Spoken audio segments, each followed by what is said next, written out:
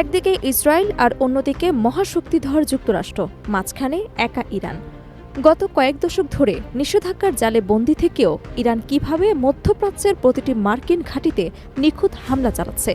কি এমন রহস্য লুকিয়ে আছে ইরানের মাটির নিচে, যা বিশ্বের সবচেয়ে শক্তিশালী বোমা দিয়েও ধ্বংস করা সম্ভব নয়?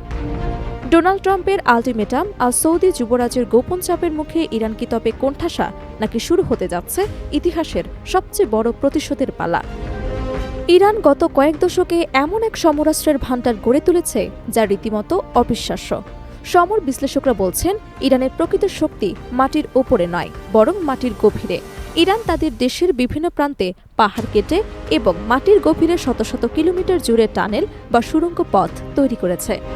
এই টানেলগুলো এতটাই গভীরে এবং মজবুত যে আধুনিক বাংকার বাস্টার বোমা দিয়েও এগুলো ধ্বংস করা প্রায় অসম্ভব।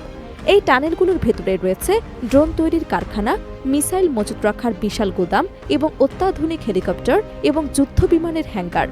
কাসেম সোলাইমানিকে হত্যার পর ইরান প্রথমবার তাদের এই মিসাইল সিটির ভিডিও জনসমক্ষে আনে, যা দেখে স্তম্ভিত হয়ে গিয়েছিল পেন্টাগন।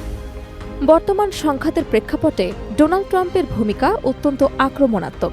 জানা গেছে, ট্রাম্প ইরানকে তাদের পরমাণু কেন্দ্র ধ্বংস করা এবং ইউরেনিয়ামের মজুদ যুক্তরাষ্ট্রের হাতে তুলে দেওয়ার জন্য কঠোর আল্টিমেটাম দিয়েছিলেন, কিন্তু ইরান সেই প্রস্তাব সরাসরি প্রত্যাখ্যান করে আলোচনা টেবিল থেকে সরে আসে।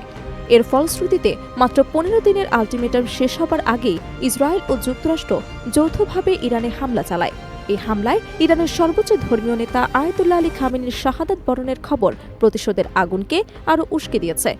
ইরান এখন কেবল নিজেদের সীমা রক্ষা করছে না, বরং লেবানন, সিরিয়া এবং ইরাকে থাকা তাদের প্রক্সি বাহিনীগুলোর মাধ্যমে সরাসরি ইসরায়েল ও মার্কিন ঘাঁটিতে পাল্টা হামলা চালাচ্ছে। তবে এই যুদ্ধের সবচেয়ে রহস্যময় ও বিতর্কিত দিক হল সৌদি আরবের ভূমিকা। দীর্ঘদিনের বৈরিতা কাটিয়ে চীনের মধ্যস্থায় ইরান ও সৌদির মধ্যে সম্পর্ক কিছুটা স্বাভাবিক হলেও বর্তমান পরিস্থিতিতে সৌদি আরবের অবস্থান প্রশ্নবিদ্ধ।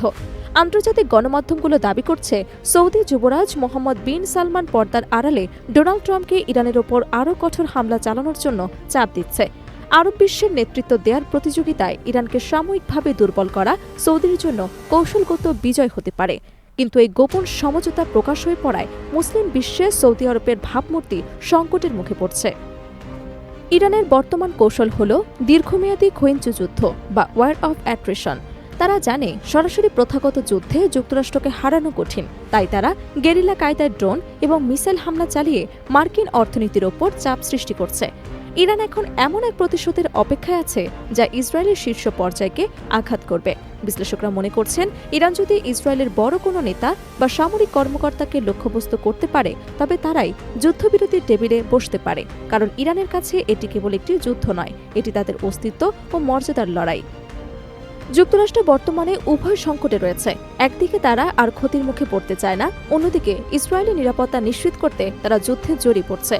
ডোনাল্ড ট্রাম্পের আল্টিমেটাম আর ইরানের অবিচল প্রতিরোধ মধ্যপ্রাচ্যকে এমন এক সন্ধিক্ষণে দাঁড় করিয়েছে যেখান থেকে ফিরে আসা প্রায় অসম্ভব। পরমাণু স্থাপনা রক্ষা এবং ইউরেনিয়াম মজুদ ধরে রাখা ইরানের জন্য এখন জীবন মরণ সমস্যা।